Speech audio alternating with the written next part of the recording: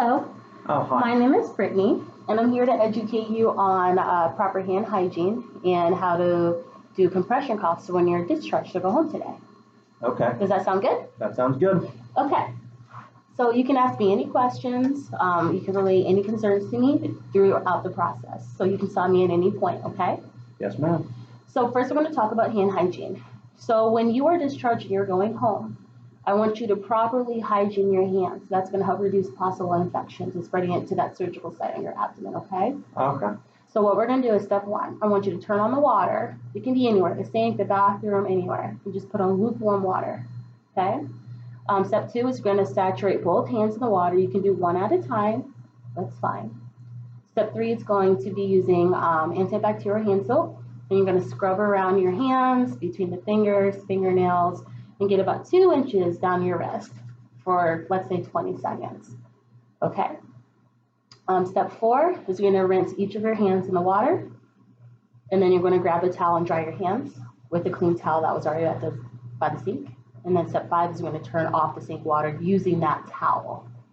Okay, so there's just 5 steps. Are you able to teach that back to me, do you think, the best way you can? Yeah, so I'm going to take a clean towel and put it next to the sink. Then I'm going to turn the water on and wait till it gets warm. Then I'm going to wet both my hands one at a time. And then using antimicrobial hand soap, I'm going to pump some into my hands and I'm going to wash all throughout my fingers and fingernails and so on and so forth, and get 2 inches beneath my wrist. And then after that, I'm going to rinse each hand individually and then dry it with the clean towel. Correct. Very good. Any questions? No, not at all. Okay, perfect. Another option we can do for proper hand hygiene is keep hand sanitizer close by.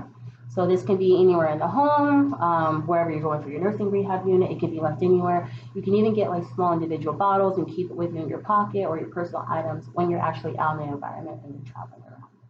So with hand sanitizer, it kills 99% of germs. So I think it's a perfect option for you.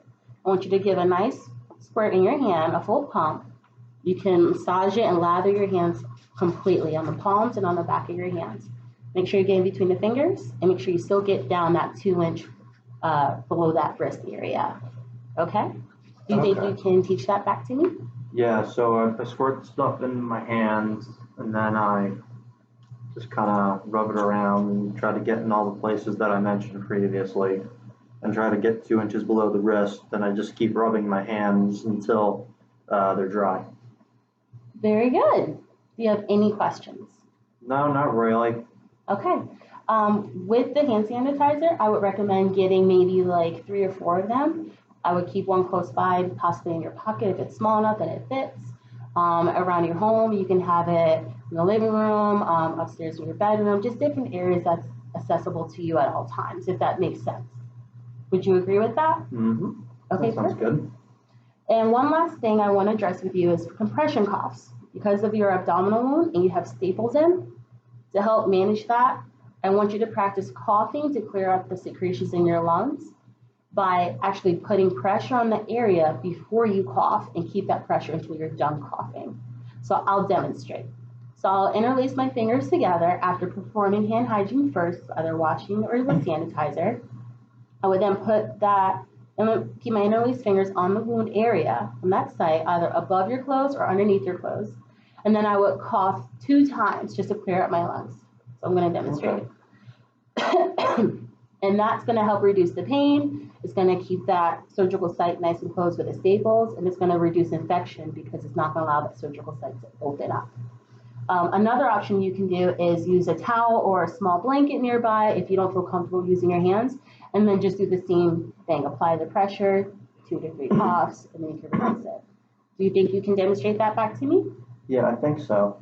So I'm going to take the towel, I'm going to put it up against my wound, I'm going to interlace my hands, and I'm going to cough a couple times.